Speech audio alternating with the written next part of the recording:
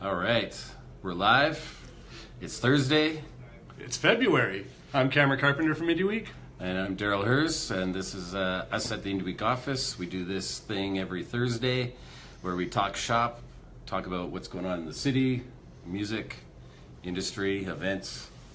Indie Week. Indie Week, of course. So I guess we'll get started.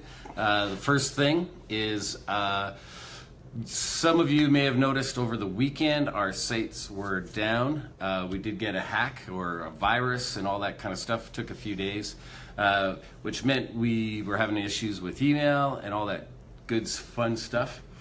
Some bands were messaging in about applying, so meaning they couldn't apply because it was down. Mm-hmm. So we decided to extend our Earlybird, which means applications are like $10 until February 20th. So it's actually almost a whole month extra. Yeah. And we always try to be indie friendly and all that. So our sites were down. Yeah, no fault of ours. Yeah, I was on the phone to people entire weekend. Entire weekend to the Philippines, Slovenia, and India, and English challenged a lot of the time. So it was fun, but we're live. Everything's good. Yeah, canada.indieweek.com/apply, or Yes. just go to canada.indieweek.com and then it'll say apply here, and you just click away. Exactly. $10.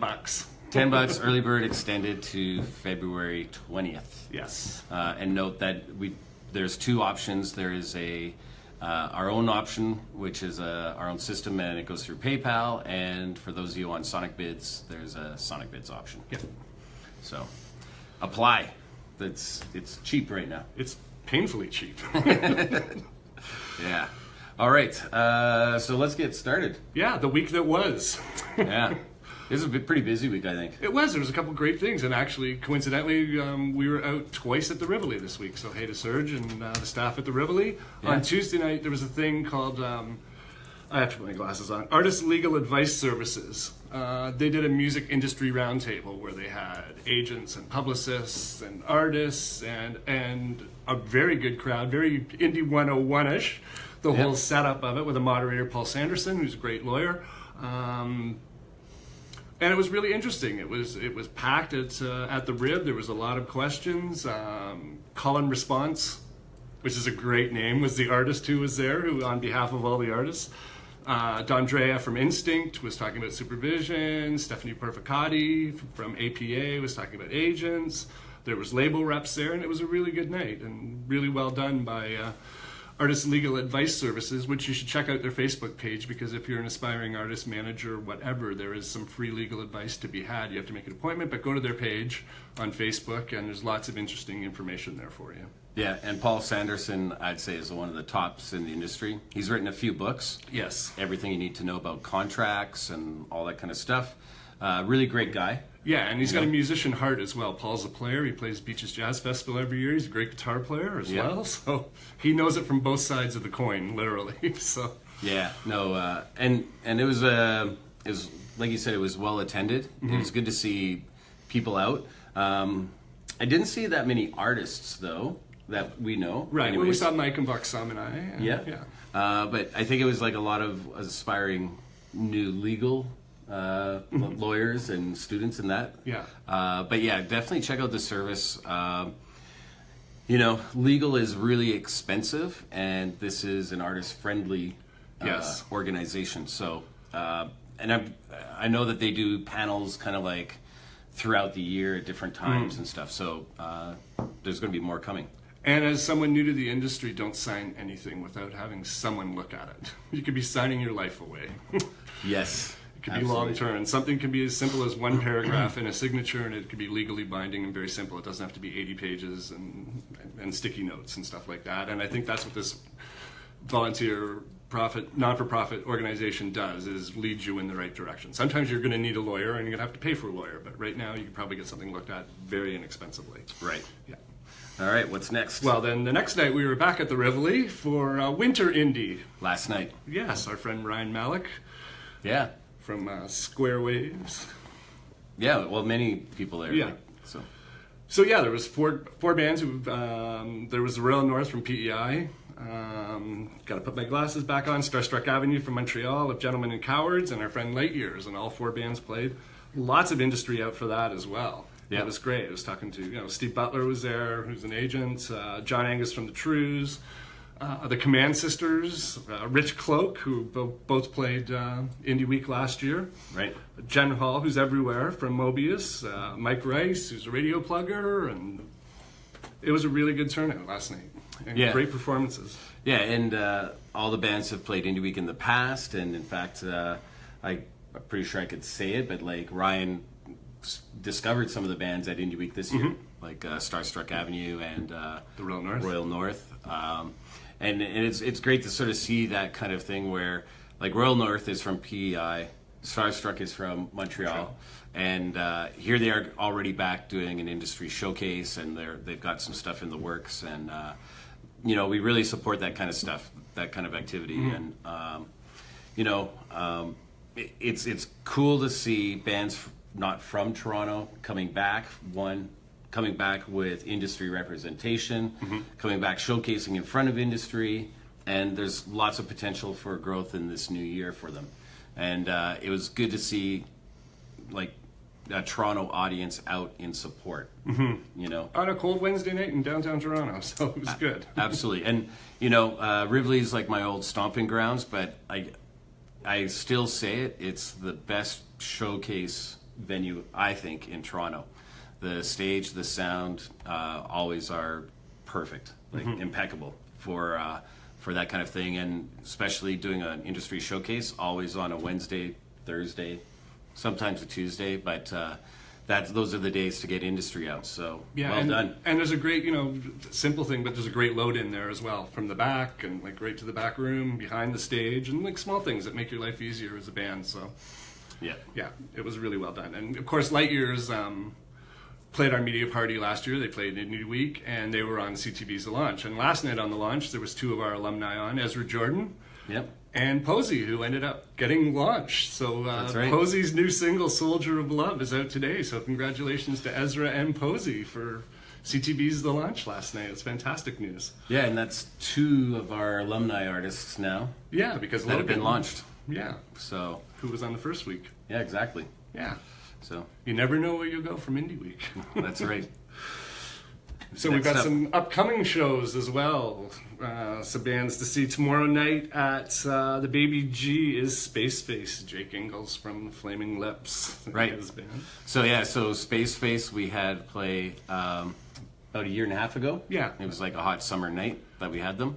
And as Cam said, Jake is from the Flaming Lips, so this is a really cool opportunity to see them in a smaller venue, and they're a cool, fun band. Last time there was a parachute, there was confetti, there was balloons, strobe lights, people in costumes and stuff. So if you're really looking for a good night out, that's a place to be tomorrow. Yeah, and the Baby G, if you haven't been there, is like the Baby Garrison, sort of, and great stage set. And actually, it reminds me of the Rivoli. There's a little front room and a back room and a high stage. And True. And they're about the same capacity as well. Right, and you know what? We'd actually talked about that when we were there for the launch. Yeah, it's like the Rivoli, so it's a great room. Yeah. Also, next Thursday, our friends Huttch from Windsor will be in town at the Dakota Tavern. And Huttch made it all the way to the finals last year. And there's a great profile on them in the Toronto Star. Ben Rayner wrote a couple weeks ago, which was fantastic. Right. I was just going to say they just did a show at the Horseshoe not too long ago. So, and then also earlier that night, at 7 o'clock, there's a songwriters circle with Blair Paquin, who's an old friend of ours, and Stephen Stanley from Lowest to the Low, that Roland is putting on at their space on Queen Street West. And it's a free show for artists, so 2 great Canadian songwriters. And you could actually do both. You can go there at 7 and go right up the street to the Dakota and catch Huttch. So it's a great rooting gig. It is. And I'm just going to say shout out to Jennifer from Möbius, I notice is watching, and Alex from Pushcart, both watching. So cool. Shout out to you guys. And then week Friday, NTTX, Honeybeard and Shyness of Strangers at Cherry Cola's. Yeah. Honeybeard's been playing Indie Week for a couple years. Yeah. Also, guys from Ireland. so they're a good bunch of Yeah, guys. and NTTX played last year at Nocturne at Indie Week just before Martin Atkins went on, if I'm not mistaken. So it was a really fun night at Nocturne. Yeah, and they really promote. Like, that's a band that hustles. Every time stuff's going on, we get messages. Like, we really appreciate that kind of stuff. Mm-hmm. Like, it shows the band's working it, and yeah, they hustle. So Yeah. and I also noticed I saw Brad, our friend Brad from Gibson Days, is watching it probably in California. So It's getting cold here, Brad. Yeah. You picked the right time to leave me, Lucille. exactly. Hopefully written on a Gibson guitar. Who knows? We're also, Riff is co-presenting a film at the Toronto Black Film Festival. February is Black History Month, so it's a great film festival. On Saturday, February 17th, a movie called Chasing the Blues at 7 o'clock at the Carlton Cinema. Yeah, so this is our second year participating in that. So some of you may know, like, we also have a film festival called Riff. We didn't do it last year. We're looking to do some special kind of events this year, but we do partner with other events, and I really feel like the Black History Month is very important. Mm-hmm. When they asked us previously to participate, it was like a no-brainer for sure. We'll do anything, and watch our socials because all the info is going out.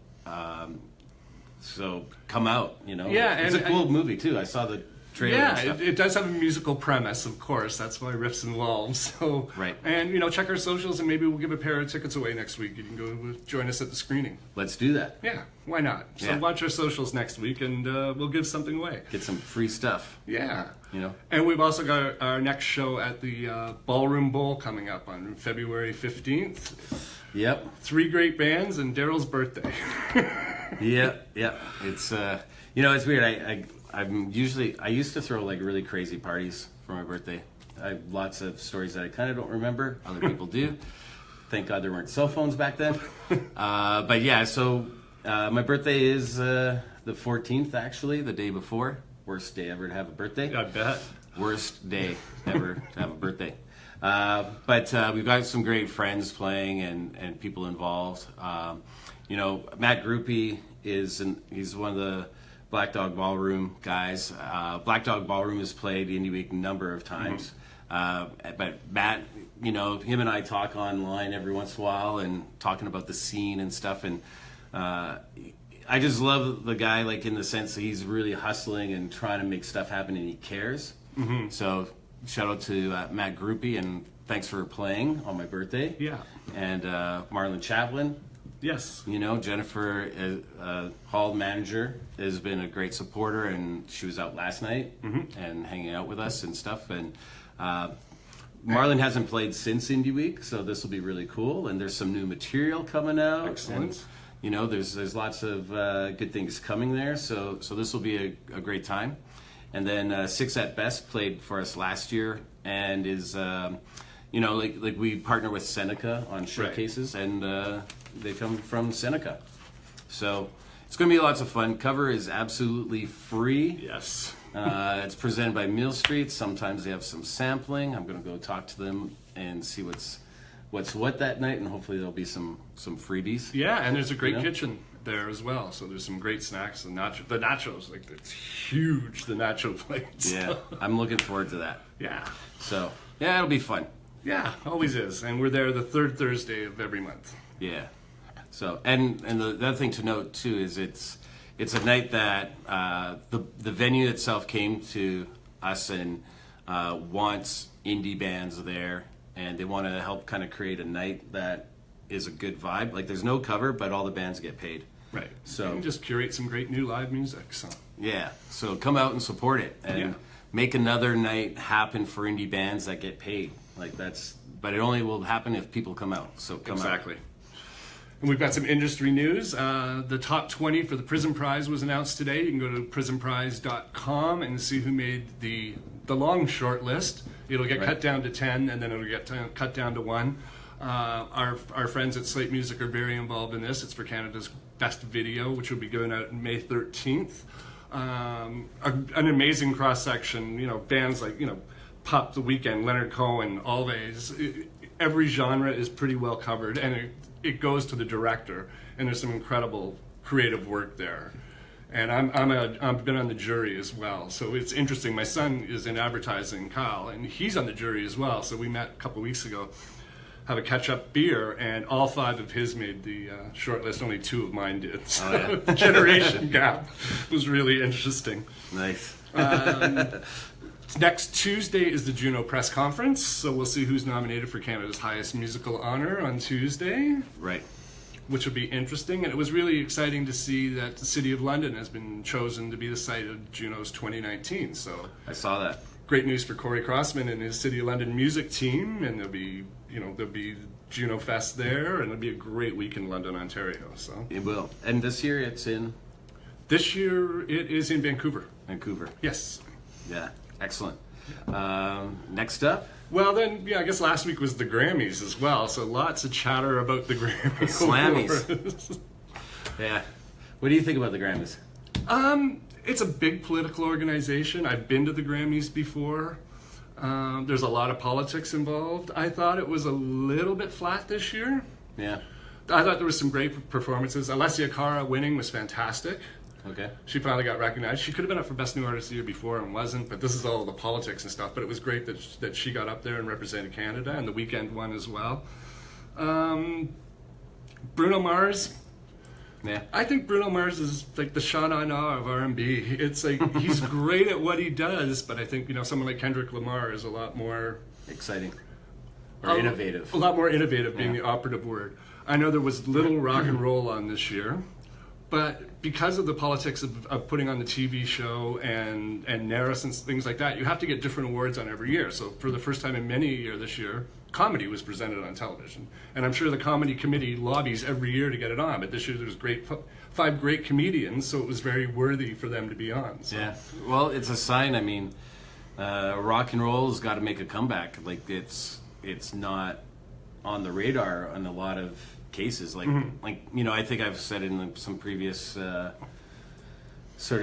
feeds here where I've gone to festivals and it takes a long time before I see a guitar. Yeah. In a lot of cases, like there's a lot of duos. There's a lot of bands with no bassist. There's bands with no drummer, and like what really constitutes rock and roll these days isn't what it used to be. And it's interesting, But with that said, I'm going to do a plug. Okay. His new album from Lazy's coming out soon. Song. Shout out to Leon. Check their video out on YouTube. Yes. Drinking Canada's beer. It's hilarious. About 5 minutes, but oh my god, I was cracking up watching it. Yeah. It's so much fun. But their album sounds fantastic. Yeah. It's a great rock album. And it's kind of, to me, it feels like kind of like what we need. And I gotta say too, like last night, Royal North had 3 guitars across the front and a bass. So. Yeah, and it had a whole mixture of classic rock and kind of like Def Leppard meets something Thin else. Lizzy. Then all of a sudden it sounded like Cheap Trick in places. Cheap Trick, that's the one. Yeah. In fact, I was talking to them. Cheap Trick. Oh really? Yeah. There you go. Dream Police, one of my favorite albums. There you go. So, but yeah, hopefully rock makes a comeback. But yeah, as far as the Grammys go, how can an awards show represent demographic that is going down? You think is Grammy about what's popular, or is it also promotion of like needs help in pushing this genre? Right. Yeah, it's a big animal. and but also the Grammys have always been sort of slagged a bit because remember Jethro Tull winning like best metal album over Metallica. Yeah. Weird. Well, Leonard Cohen winning best rock performance this year. Yeah. God love Leonard, but it wasn't a rock performance. Yeah. So it was nice. Nice is not the operative word, but in the memoriam section to see that Gord Downey was acknowledged, right. As was our friend Nigel Grange. So that was really nice. Yeah. So. Yeah. See, I didn't watch the Grammys. Yeah. I just watched the Twitter feed. Okay. I watched the whole thing. So. Yeah. Well, Nigel was a great guy, and I'm glad that he got recognized. Yeah, it was really touching. It sort of stopped me in my tracks for a second because I wasn't thinking about him, watching this and seeing everyone, Chuck Berry come up and everyone else, and then there's my old friend Nigel. So yeah, hats off to Nigel's family. Absolutely. Yesterday was Bell Bell Let's Talk Day, and someone who's very involved collaterally, I guess, is Unison Benevolent Fund in Canada. And just wanted to say congratulations to Amanda Power, who was named Executive Director today. So that's right. And I gotta say too is at Live Nation's offices yesterday they had sort of like this industry, not a panel but a discussion about health and wellness. And Chester from Lincoln Park, his wife was part of it, and it's definitely growing as far as like building awareness, and I think it's just really evident that it's affecting all of us in some way. Like we all know somebody, and or somebody who knows somebody, and with social media, it's like it's in all our feeds all the time now. So hopefully some stuff can turn around and we don't hear as much of this news. And once again, we'll be talking about it at Indy 101 this November in our Health and Wellness Day. But 100%. Help is just a phone call away, and Unison's one of those numbers that you can call anytime, and yes, there'll be someone to talk to.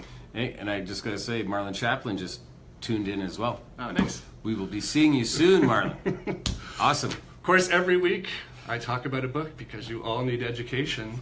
Yes. This week is David McPherson's The Legendary Horseshoe Tavern, a history, which is an interesting read. I know the history from I've been going to that bar for 40 years, since about 1977 on, through Marcus O'Hara and the two Garys and X-Ray and JC and Craig Lasky and all the changes. But what I found intriguing about the book was, the early history with the Star family and the country and western stuff that I wasn't that well versed in. So you should know your venues. I'm even wearing their anniversary shirt because I was at their 70th birthday parties. Nice.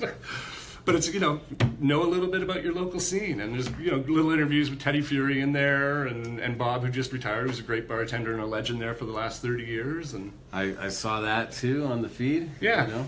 Yeah, it's weird. It'll be weird without him behind the bar. Yeah. Cranky and all. Yeah. Cranky but lovable. Exactly. Where Teddy's the opposite. Yeah, love Teddy. Yeah. Always got a smile on his face, and great drummer. Yeah, and we're very lucky to have a venue like the Horseshoe in Toronto. Like it's a steady bar to see great bands, and also to sort of see that band that could be playing a bigger venue in the Horseshoe, because they keep coming back there because of the relationships they have with Craig and the staff and all that. And plus, sometimes you never know, Foo Fighters or somebody does a show there too. Yeah, that was my show when I was working with them. I snuck in. The Strokes. Well, actually, I'll do a throwback Thursday here. The great thing about that show was after the set, Dave just grabbed a beer, went to the back alley where there was a bunch of kids who couldn't get in, sat down with them, signed every Nirvana and Foo Fighter record, posed for selfies and stuff. He just left the club immediately and went to the back alley to talk to all the kids who couldn't get in. So that was nice. Totally cool. I'll do a throwback on the same thing. Okay. I was teaching down the street, and I just know load-in is usually kind of like 5-ish or 6-ish on those kind of nights. And I was like, security doesn't show up till 7. So I'm just going to walk in and see if they're sound checking. And they were. So basically, I just walked in, no one around except for the sound man, and the Foo Fighters were on stage sound checking, and basically I just sat down and watched them do most of their set. Nice. No one else in the room. And it was kind of fun. I was probably out front on the phone telling people they couldn't get in because my phone was going off the hook that day. Yeah. Once word got out around 4 o'clock. It was awesome. It was hilarious because it was no one was there. In fact, I finished teaching at 4, so it must have been about 4:30 by the time I got there. And yeah, I had a free private Foo Fighters show at the Horseshoe. Nice. And I gotta say, it's Taylor, right? Yeah. Yeah. Man, in sound check, he's rocking out like it's a full arena concert, shirt off, sweat flying everywhere, and water being poured on him and all this. And I'm like, it's a sound check. Yeah. You're got to do this again got in his 2 hours. And Taylor's got some great Canadian roots. He played for Sass Jordan, and he played with Alanis. Yeah. That's Love right. Taylor. Hey, Yeah. Taylor. But it was hilarious, and I just could not believe it. Even at one point, sound guy turned around, saw me, and he's like, whatever, hang out. If you're here and there's no one else here, there's probably a reason why you're here. Yeah. Incredibly professional crew with the Foo Fighters, though. They've had a lot of the same people for a lot of years, and it's a machine. Yeah. Touring machine. That was awesome, though. Yeah. I gotta say. Cool. One of my favorite rock and roll stories is Foo Fighters' private show. Nice. You can't go wrong with that. Yeah. So we probably got to wrap it up. Yeah, we'll have some Single by Sunday dates for you next week as well. They are coming. They're going to do an all-ages show in Toronto at Kensington Hall as well. So exactly. Yeah. So we're going to wrap it up with just a reminder, we've extended Earlybird applications for Indie Week this year. It's still only $10, and February 20th is the deadline. It's on Sonic Bids if you're on Sonic Bids, but just go to canada.indieweek.com/apply, and we have our own system there, so you can just fill our form and PayPal there. Yeah. So, anyways, we're going to be back next Thursday as always, and until then, have fun. Thanks for watching. We really appreciate you guys tuning in and all the feedback we've been getting as well. Exactly, yeah. Like, truthfully, last night a lot of people were talking to us like they saw our show. Someone came up to us on Tuesday and bought us a beer. Yeah. I watch you guys on television. All right, cool. In fact, Single by Sunday just tuned in. Single by Sunday, we're about to tune out. But see you soon. Cheers, guys. Bye.